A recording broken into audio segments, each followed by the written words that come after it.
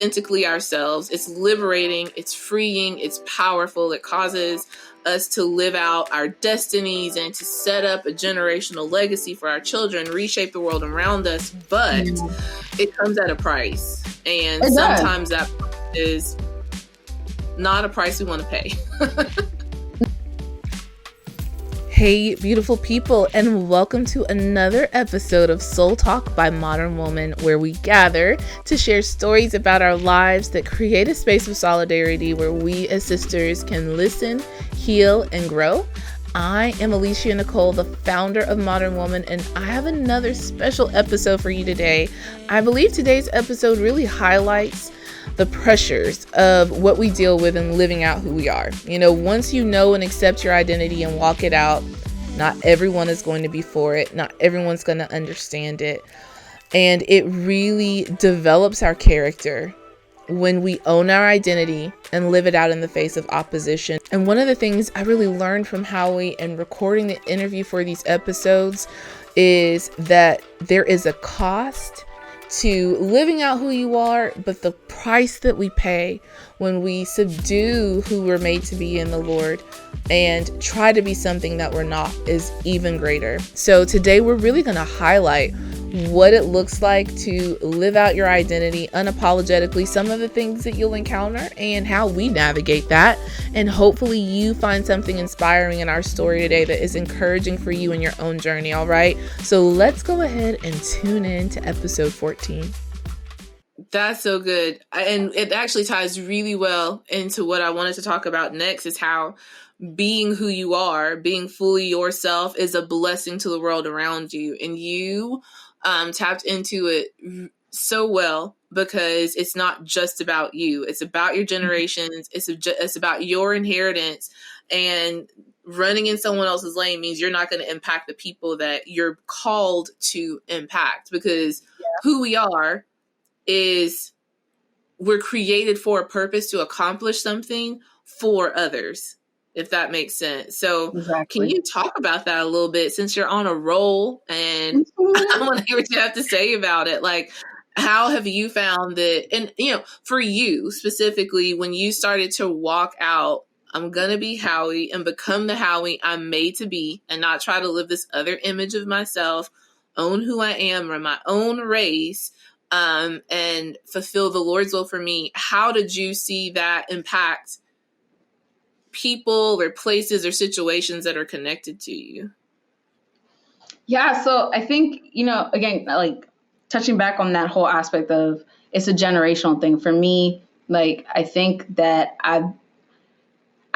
before I was in a place where I was very, I was inward. So I was always thinking about me. I was thinking about, how do I get to this place, or how do I achieve this goal or whatever. But now that I'm more so like, okay, my children's children, like I'm thinking about family. I'm thinking about the ones before me and the ones that are after me. I feel like I have a higher honor and value for who I am in Christ. In a sense that it's a calling. Because I don't want to make it a thing about our works, because like what we do flows out of who we are. Mm-hmm. So whatever I'm called to do is going to flow out of who I really am. So, but I do have a higher honor for who I am in relation to what that's going to outwork like in the future. And so for me, I would say that like there are certain pressures, like external pressures, but it's really the way that I'm receiving it, but just external pressures to do certain things, to be involved in certain, industries, I would just say. And I remember there was a point in time where like there was a really good opportunity. It was a good opportunity, but like I just did not. Okay, sorry, my earphones are dead. Can you still hear me? Oh, okay. Yeah, I can hear you. Okay, so I think it was just one of them that died. Can you? Oh, hello. Yep. Can you hear me? All right. Yes, I can. All right. Can you hear me? Yeah, I can hear you. I'm so sorry. I don't know what's going on. Okay. Oh, it's okay. You hear me? Uh-huh. All right. Well, let me start over then. Okay, so the question was, is this edited? I will. Okay. You're good. All right. Okay. All right. So, yes. How am I unfolding this? Sorry, Holy Spirit. Let me get back. Okay. So there was a good opportunity, and this opportunity was, it could have been a very lucrative, like profitable opportunity. I'd say like that, but it was not in like I just honestly did not like doing anything that was involved in that industry. Like I just did not like it. Like I'm like wisdom would say that okay, and I'm godly. I mean, earthly wisdom would say like okay, I mean, just do it. Like you don't have to like it to do it. But I'm like I just don't. It's not resonating with who I am. Like it's just not. And for me, I'm not going to quantify my calling and my destiny by how much money I can make. You get what I'm saying? So it's like, I would say that in that sense, because I forsook that opportunity, another door opened up. And this door that opened up, I would not have been able to take advantage of it in the way that I am now if I had went after that opportunity. And so this current door that was open, or the door, it's not current, it happened in the past. So when that door opened, now it's like I'm actually stepping into my calling through that door. So if I had walked through that door because of the pressure of I need to fulfill a certain quota in terms of how much money I make, I would never have been able to go to this door, and that I am currently in. It's a door. You can't be in a door. I'm in the building that the door opens. Yeah. But that building is my actual calling, and this calling is going to bless a lot of people. So that's just a really long way to say that this ability to identify and resonate with who I am already in Christ and externally be able to apply that to decision making, I feel like in the long run will be a blessing to others, because whenever you're fulfilling your mandate as a son of God on this earth, you are a blessing. If it's being the vice president of the United States, if it is being the vice president of the SGA club in high school, or if it is being like anything in between, janitor, whatever it is, like as long as you are fulfilling your calling and your mandate, like you are blessing the earth. But at the same time, there's that relational aspect to it where it's like you can actually be the light of the world that Jesus said that you are called to be, because there's so in the Bible, like Jesus says, there's one in John, he says, I am the light of the world. But then in Matthew, he says that you are the light of the world. So it's like, how can the both be true? It's simple. You are one with Christ, and your identity, who you really are, is in your spirit. Your spirit is one with Christ. So when you are entering into that rest of your spirit, and you're allowing your spirit and the fullness of your spirit to trickle through your soul and through your body into your relationship, you are being the light of the world. That is Christ in you, the hope of glory. And people can effortlessly enjoy, if it's through a joke or if it's through counseling or if it's through, they can effortlessly enjoy the love of God, the fullness of Christ in you, the hope of glory again. So it's like there's so many different ways that being who you are is a blessing to the world. But I'll say for me, it's been those two, the calling or just decision making, and then just allowing Christ to shine. No, I 100% agree.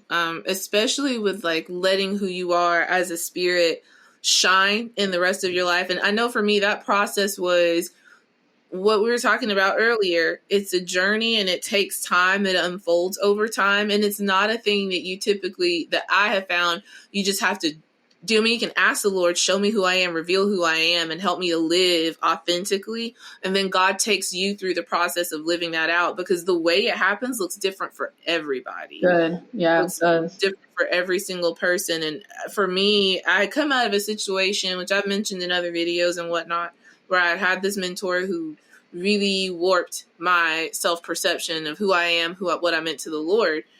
And when I came out of that, I didn't realize, I was actually thinking about this past week. how how withdrawn I had become from creating relationships and friendships because of fear. And I was at my job. I had the team of ladies that I worked with preparing good old 1023 applications for federal exemption. Over time, I was becoming more comfortable, and I would have these one-liners that I didn't think anything about. And they'd be like, "Oh my gosh, Alicia, you're so saucy." And I was like, "I'm not. I don't know what you're talking about. I'm not saucy." And they're like, "Absolutely, you definitely are." And I'm like, "Why are they saying that all of a sudden?"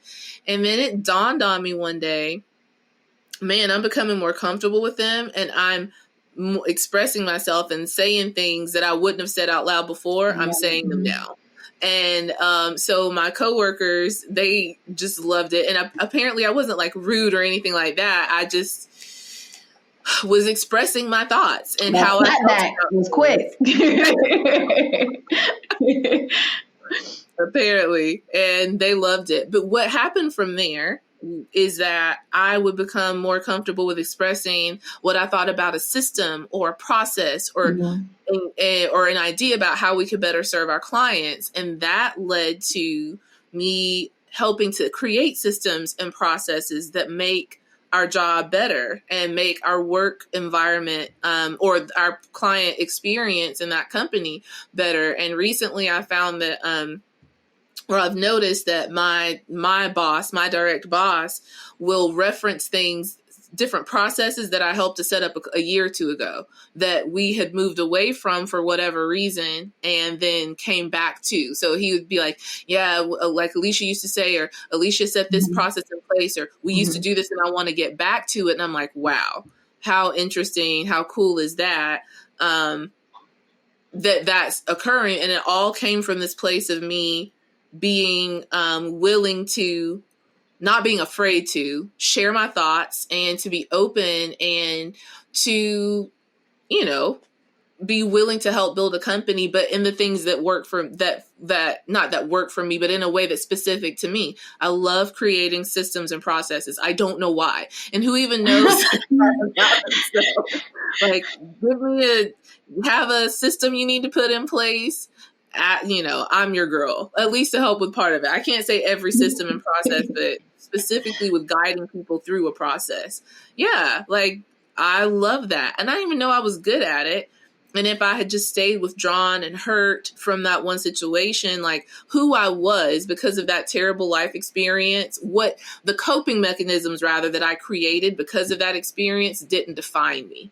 And as I walked through that experience of healing, and, you know, in some ways, honestly, I still am.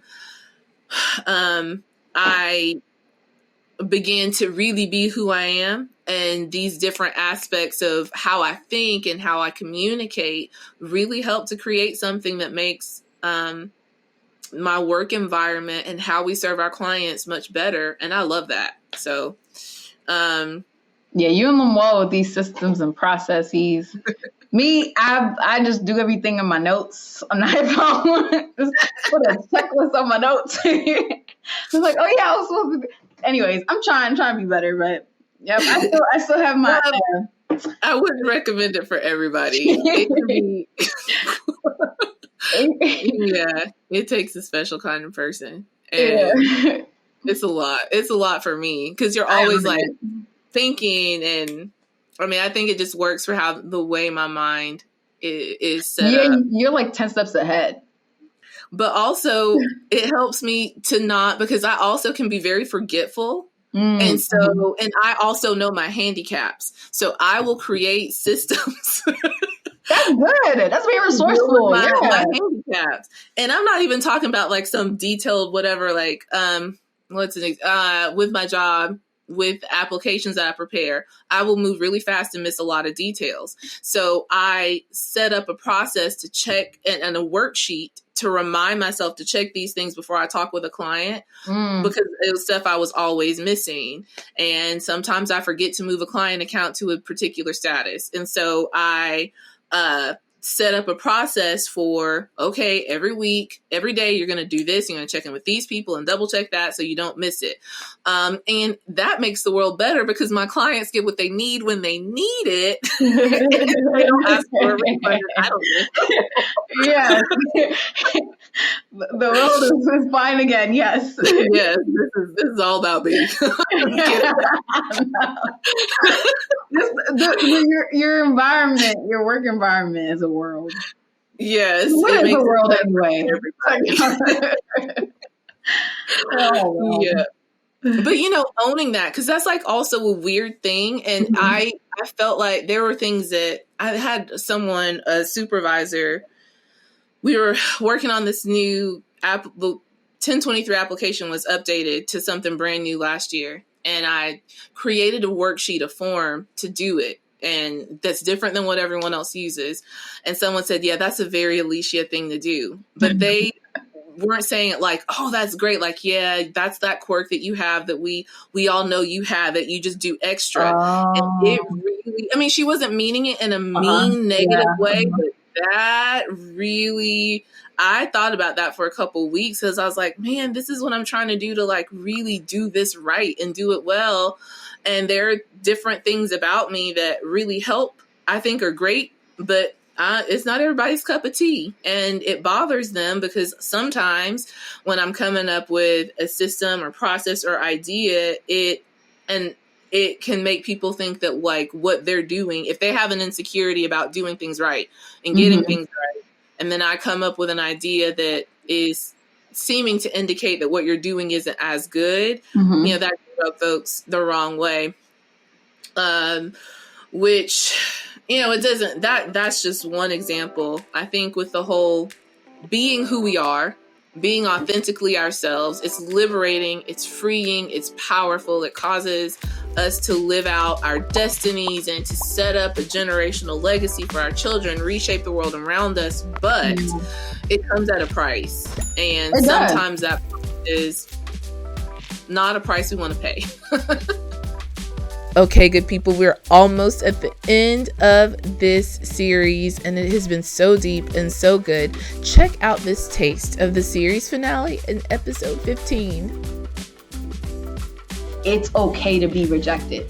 Like, I really had to learn, I will be rejected, but that's okay, because 9 times out of 10, that person, not 9 times, 10 times out of 10, the person that's rejecting you most likely has issues within themselves. There's most likely an insecurity in themselves that they're seeing in you, or they're like, or they just don't like that kind of, and that's okay. They don't have to, like, they're not rejecting you as a person. It really is just an inability for them to receive who you are. And that's okay.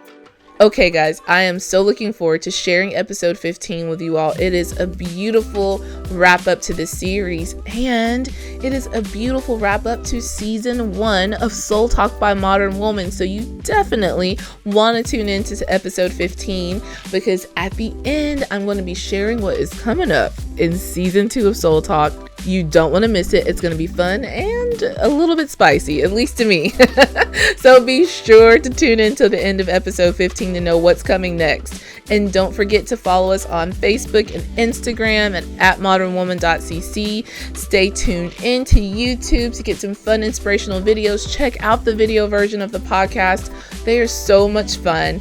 And listen, I am going to be back with you next week with another amazing episode and good news about great things to come. Thank you so much for joining the story today, and I will catch you in the next episode.